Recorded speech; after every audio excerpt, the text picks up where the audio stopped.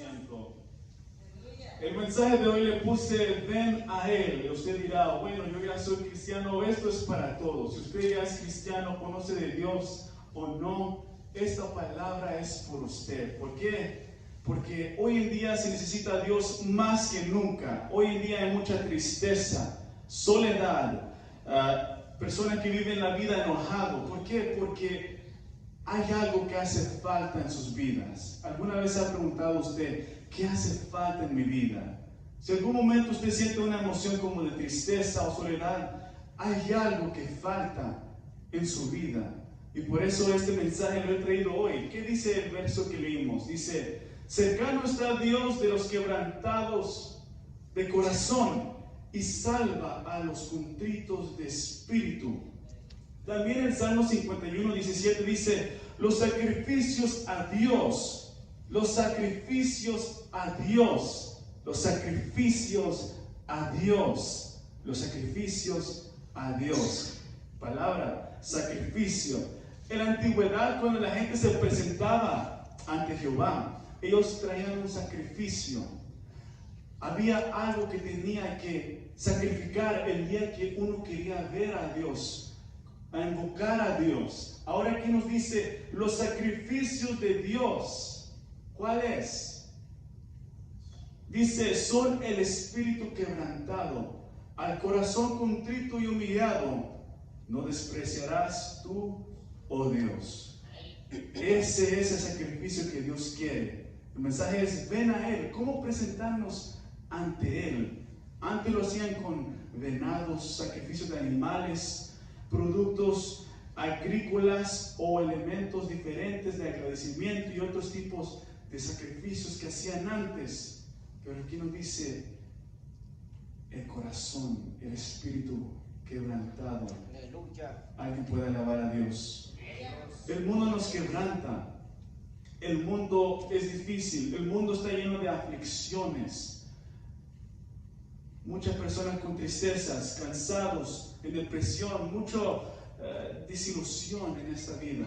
Alabado sea el Rey. Y así ocurría en un tiempo en la antigüedad, en el tiempo de Acab, el rey de Acab y la reina Jezabel. Eran tiempos de gran apostasía, de gran corrupción espiritual en Israel, que había en esos tiempos. Quizás usted dice ahorita, hay mucha corrupción. En esos tiempos había mucha corrupción en toda la nación. Ídolos para cualquier cosa menos a Dios. Pero en esos tiempos vivía un profeta llamado Elías.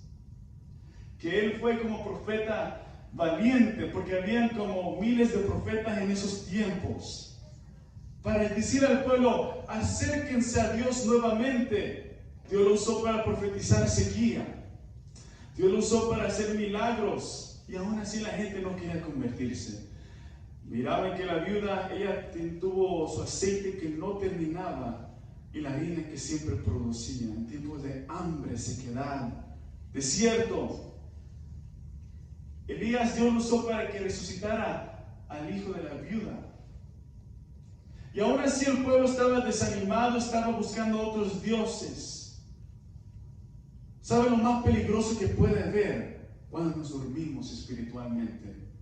La Biblia narra la historia de dos mujeres que se acostaron de noche en un tiempo de sequía, en los tiempos de Salomón. Las dos se durmieron, las dos tenían un bebé, pero una de ellas en su propio cuarto, porque vivían en la misma casa. Ella se acuesta sobre su bebé en la noche y cuando amanece se da cuenta que durmió encima del bebé y el bebé estaba muerto. ¿Cuántas veces espiritualmente nos dormimos y matamos cosas que Dios nos ha entregado en nuestras vidas? Ministerios, llamados, y nos sentamos encima de ello y muere. Lo que duró 1, 2, 3, hasta 9 meses en producirse, muere al instante. Lo más peligroso de un cristiano es dormirse espiritualmente, porque puede perder lo más preciable. Alguien alaba a Jesús. Y Elías resucita a este bebé. Elías desafía a los profetas de Baal, 400 vientos, se enfrenta a todo esto, y aún así el pueblo seguía dormido.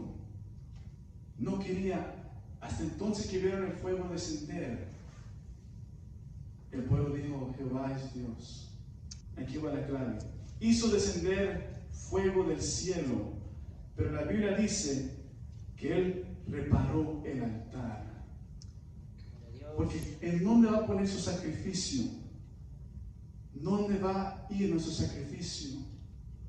Cuando ellos hacían un sacrificio, no lo hacían en el piso, era algo formal. Dios quiere que empecemos a formalizarnos en nuestra relación con Él, no tomarla como hoy sí, vamos a salir en una cita y esta semana se me olvidó llamarte, textearte, hablar contigo, buscarte, conocerte más. Y Elías, aún Elías, hubo un momento de dificultad en su vida, que dice la Biblia que aún él, un siervo de Dios, que hizo todo lo que mencioné anteriormente, dice, y deseando morir, dijo Elías, basta ya, oh Jehová, quítame la vida. Basta ya, quítame la vida. Hasta aquí el hombre que Dios usó para descender fuego. Cuando empecé este mensaje, yo le dije a usted, ven a Él, sea que usted sea cristiano o no. Elías era un gran siervo de Dios, que se enfrentó a lo que otros profetas tenían miedo y estaban escondidos en cuevas. Aunque usted tenga mucho tiempo en el ministerio, sea cristiano por décadas, aún, dice la Biblia, hay un día malo. Y Elías le dijo a Dios, basta ya, oh Jehová, quítame la vida. Imagínese alguien así, que hablaba con Dios, que no se movía sin que Dios no le dijera. Dice, basta ya. ¿Por qué? Porque aunque Elías era profeta, porque aunque usted es un cristiano, usted es humano, nos gastamos, nos esforzamos, esperamos resultados de esta vida, de nuestros esfuerzos, y a veces no va como queremos. A veces nos frustramos, le decimos a Dios, ¿por qué? Y quizás a veces usted ha estado manejando en el carro y manejando allí no puede quitar la mente de ciertos pensamientos. Quizás se cuesta pensando, Señor, ¿y ahora qué haré? ¿Y por qué a mí? ¿Por qué veo que como que estoy estirado de aquí para aquí y no hay salida? Y Elías le dice, Dios, quítame la vida. ¿Cuántas veces nosotros fingimos por fuera? Yo conozco personas en los trabajos que he estado en todas partes que sonríen más bonito que uno, pero está su vida llena de tristeza, su vida llena de cosas que ellos quieren arreglar, pero no pueden. ¿Cuál es la solución? ¿Qué podemos hacer? Muchos. ¿Sabe? A veces uno quiere ministrar a otros y uno mismo está pasando problemas, viviendo disolucionado por los resultados. Miren, Elías, si usted mira a Elías que aparece ahorita y usa este altar y dice, vamos a hacer un altar para Dios y que descienda fuego, y desciende fuego. ¿Sabe lo más tremendo? Que aunque Dios use a Elías, aunque Dios lo use a usted, abrir el mar, lo que sea que usted pueda imaginarse, aún así hay gente que aunque Dios le use a usted, deseará la muerte suya, espiritualmente o físicamente. La Biblia dice que Elías, después de que había hecho eso, que el fuego descendió, Jezabel le dijo que si no estaba muerto, básicamente lo amenazó con muerte. Y entonces Elías me dice, ¿y ahora qué voy a hacer? ¿Dónde voy a ir? ¿Qué voy a hacer? Me amenazaron de muerte. Así se sentía el profeta de Dios en esos momentos. Pero en su momento difícil, aquí va la clave. En su momento difícil, Elías clamó a Dios, se humilló ante Dios. ¿Qué hacemos nosotros cuando nos pasa algo? Que esperamos resultados, que vienen sorpresas y decimos, esto no me lo esperaba. Y a veces se nos sale, Señor, ¿para qué vivir? Elías le dijo, Señor, ¿para qué vivir? Pero hay una diferencia entre Elías Elías y el hijo pródigo.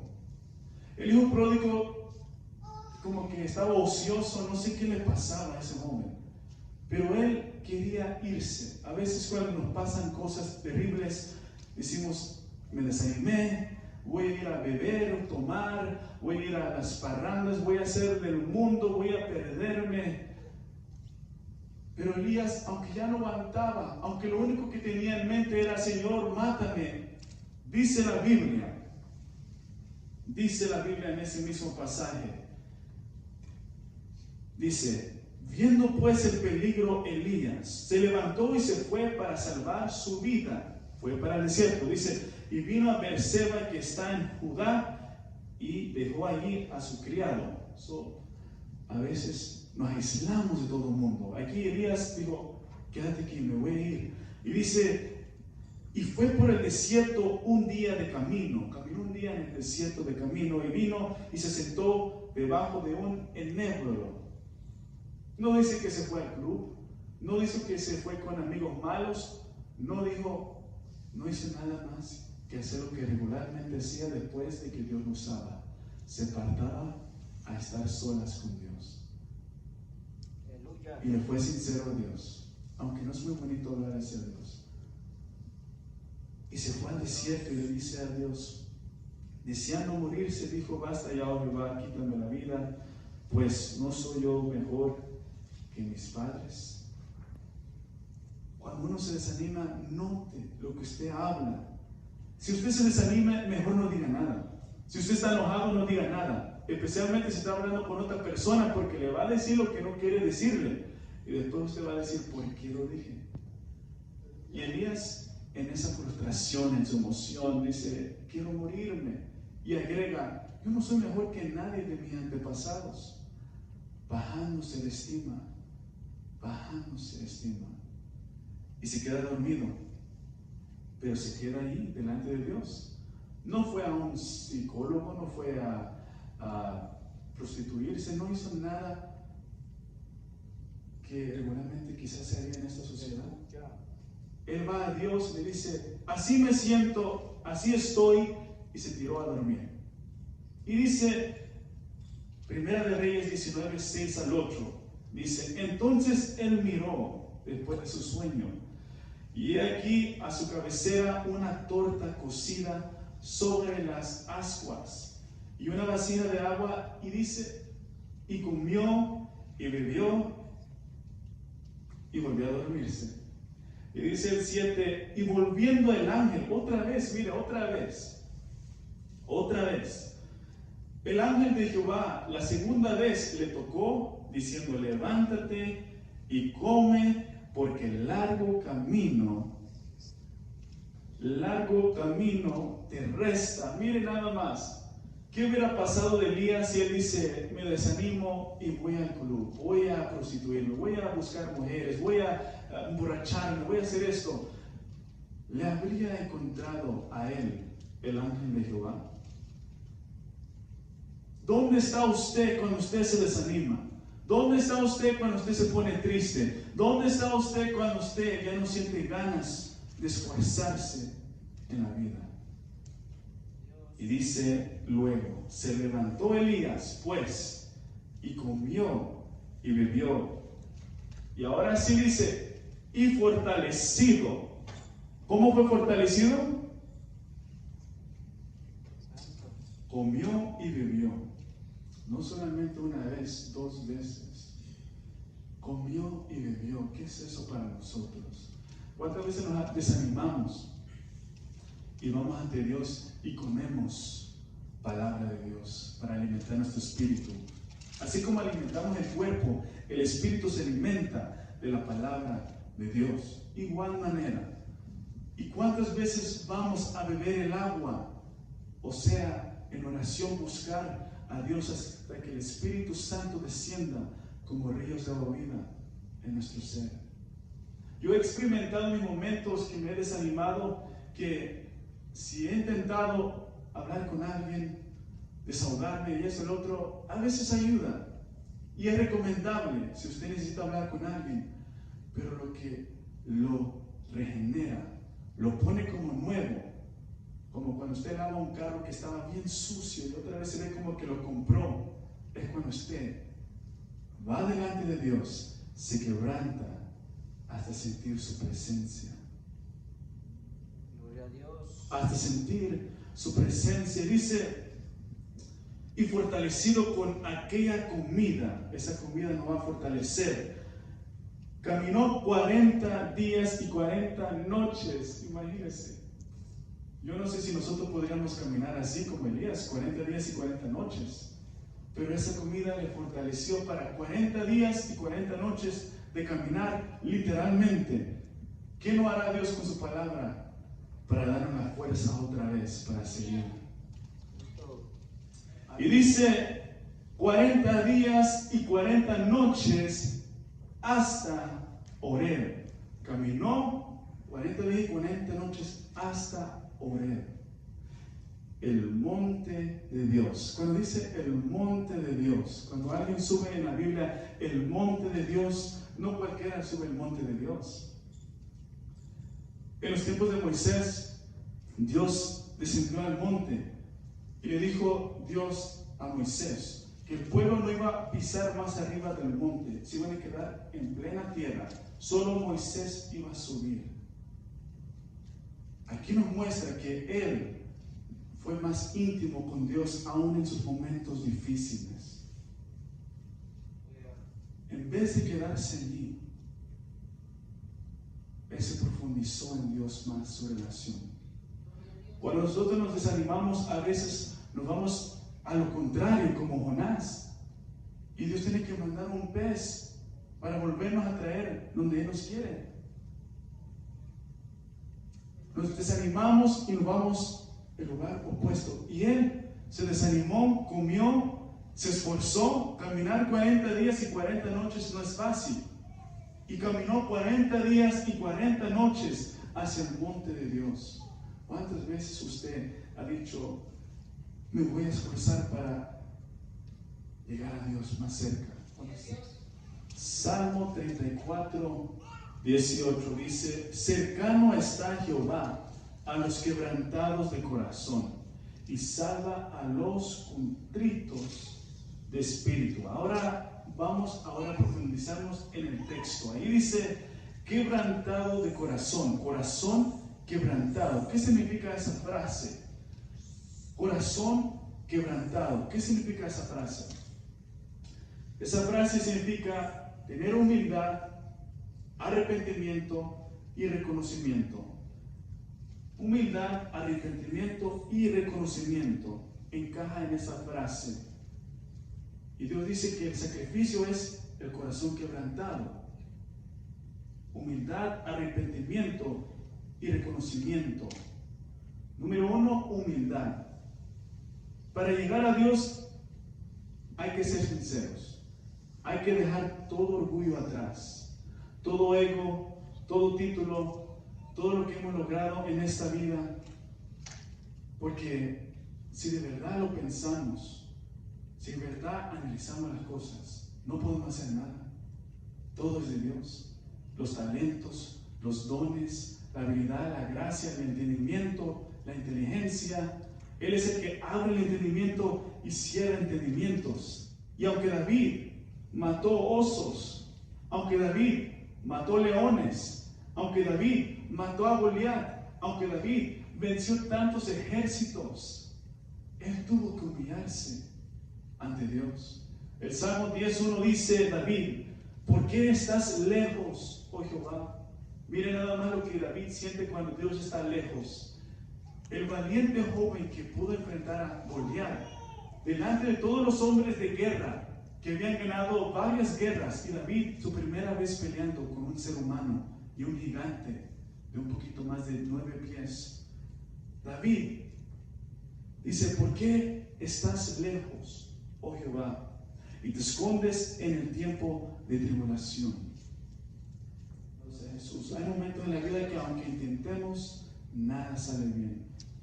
Después de humillarse viene el arrepentimiento, como lo hizo David. Después de ser humilde, arrepentirse delante de Dios. ¿Qué significa arrepentimiento? Significa lo que dice Romanos 12:2. No os conforméis con este siglo, sino transformaos por medio de la renovación de vuestro entendimiento. Dios no quiere que vengamos ante Él y le digamos, sorry, disculpa, y ya. Lo que Dios se refiere al arrepentimiento es la transformación, un cambio, un giro, una diferente dirección. Como Elías llegó a Él y no regresó de donde vino. Elías se aproximó más cerca de Dios. Cuando usted viene a Dios, usted no puede mirar atrás. Dice que el que pone la mirada atrás no es digno de seguir. Entonces, Él le llama a usted y le dice, ven a mí. Dice, si no transformaos por medio de la renovación de vuestro entendimiento, mientras no cambie nuestra manera de pensar y ver la vida, la perspectiva, nada va a cambiar en nuestras vidas, nada. Dios espera que esté bien nuestra mente. Mire Pablo, no habían muchos que ya seguían a Jesús. No habían multitudes que seguían a Jesús, pero mire la diferencia de Pablo a la multitud.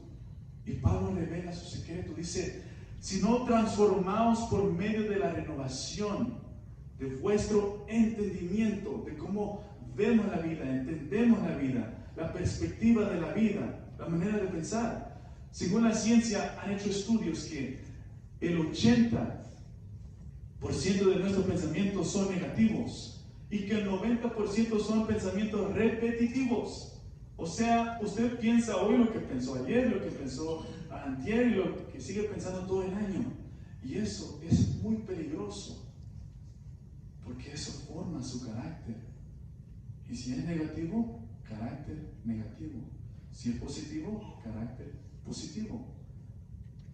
Negativo, carácter negativo. Positivo, carácter positivo. 90%, 95% creo que eran los pensamientos repetitivos. Quizás pensando en ayer, lo que me hicieron, lo que no me hicieron, lo que pude hacer, lo que no hice, lo que debería hacer. Y Pablo dice, transformaos.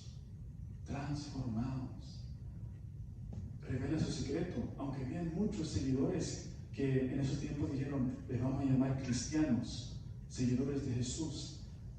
Pablo era la diferencia, Pedro era la diferencia, porque sus mentes fueron renovadas. Cuando usted se arrepiente y viene a Él, viene a Dios, usted tiene que dejar su manera de vivir y pensar atrás. Si no, es en vano. Es como que si nunca vino a Él. Es como estando en la iglesia, pero no siendo verdaderamente un cristiano. Y Dios quiere, desde la mente hasta nuestras acciones, que todo eso sea transformado. Desde la mente hasta las acciones. Y si le cuesta la mente, empiece con sus manos. Pero las dos son de Dios. Si usted no puede controlar sus pensamientos, que sean agradables ante Dios, que sea la palabra de Dios, que no sea negativo, empiece a escribir todos los días. Saben, yo pude memorizarme 92 oraciones, solo escribiendo. Cuando ya no podía memorizar, solo sigue escribiendo. Hasta que algo se me pegaba.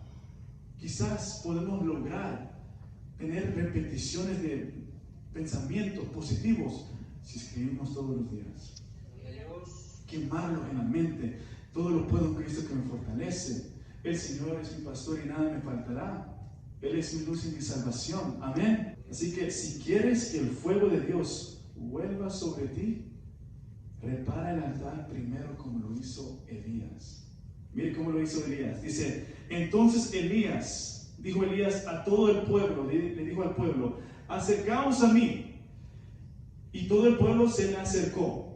Le estaba demostrando algo Elías al pueblo y a nosotros también. Y dice, y arregló el altar de Jehová que estaba arruinado. ¿Cómo está el altar de Jehová en su vida? ¿Cómo está ese lugar donde usted iba a orar? ¿Cómo está ese horario donde usted se levantaba de mañana a buscar temprano a Jehová. Le dice, y arregló el altar de Jehová. ¿Le buscamos a Él? ¿Aprendemos algo nuevo de Dios cada día? ¿Hablamos con Él? ¿Hacemos su voluntad? Todo para Dios tiene un orden. Yo antes me preguntaba por qué todavía tenemos que leer el Antiguo Testamento, cuando era como hace 5 años o 7 años atrás, que me costaba entender el Antiguo Testamento. Yo decía, el Nuevo Testamento me basta a mí, pero ahí revela el orden de Dios. Antes no se presentaban, desde Adán hasta hoy. Si usted quiere ir delante de Dios, tiene que ser de la manera correcta. A veces nos decimos, Señor, no escuchas mi oración. Te oro, te clamo, y esto y el otro, y hago ayunos, oración, vigilias y nada. Porque hay un orden para llegar a Dios. Hay un sacrificio que hay que hacer. Y por último, tenemos que reconocer a Dios. Cuando usted llega a Dios, se arrepiente, cambia su manera de pensar y vivir. Reconocer a Dios.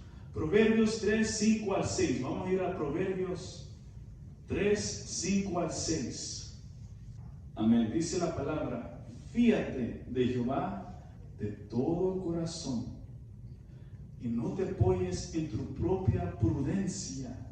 Reconócelo en todos tus caminos y Él enderezará tus veredas. O sea, si usted sigue eso, no fácilmente se va a encontrar en esos malos momentos donde usted se desanime si quiere ir de Dios. Porque Dios le va a guiar siempre. Amén. Hay personas que quieren crear una vida maravillosa, una vida perfecta. Pero lo que hacen es que quieren crear una vida buena sin el Creador. Crear una vida sin el Creador es un gran peligro. Cuando Dios dijo, sea la luz, y fue la luz, ¿qué dice la Biblia acerca de Dios? ¿Qué dijo Dios? ¿Y vio Dios qué? Y dijo, sea, ¿verdad? El mar, todo lo que creó. Y vio Dios que era bueno, y que produzca toda hierba su semilla. Y vio Dios que era bueno. Cuando Dios le permitimos crear nuestra vida, escribir nuestra vida, usted se va a gozar con Dios y va a decir, es bueno. El momento que Adán y Eva decidieron decidir ellos que era bueno y el mal, ahí fue para abajo la humanidad. Y allí va para abajo nuestra vida, nuestros sueños. La existencia fue desperdiciada cuando nosotros decidimos qué es lo bueno. Por ejemplo, usted va a escuchar personas que dicen, el alcohol es bueno, mientras le está dañando el hígado, la mente, y después en el futuro tiene que depender del hospital, ir a hacerse diálisis, porque según ellos era bueno. Gente que le dice fumar es bueno hasta que le hacen un hoyo acá. Gente que dice la prostitución es bueno hasta que le caen varias enfermedades. Eso es la vida. Cuando nosotros decidimos qué es bueno, en vez de dejar que Dios crea lo bueno y decida lo bueno en nuestras vidas. Último pasaje, San Juan 10:10. Jesús nos dice hoy a nosotros, yo he venido para que tengan vida y para que la tengan en abundancia. Ven a Él.